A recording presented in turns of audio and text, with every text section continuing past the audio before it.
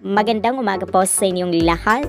Narito po ang bagong update sa mundo ng pageantry na kung saan po ang pambato ng Pilipinas sa Miss Intercontinental 2024 na si Miss Alyssa Marie Redondo na kasalukuyan pong ginaganap sa bansang Egypt, na talagang nanlamon ang ating pambato or kandidata dahil star of the night sa isang gala night fashion event ng Miss Intercontinental 2024, na talagang stand out ang pambato ng Pilipinas dahil sa kanyang gandang Pilipinas sa mga kasama or kalaban nito sa Miss Intercontinental 2024, na talagang kakaiba ang aurahan at level up ang ganda ng pambato ng Pilipinas na si Miss Alyssa Marie Redondo.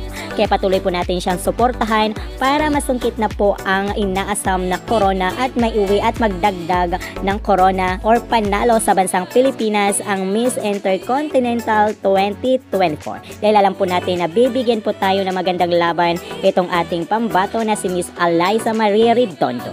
At patuloy din po tayo nakatutok sa channel na ito para sa iba pang updates. Maraming salamat po.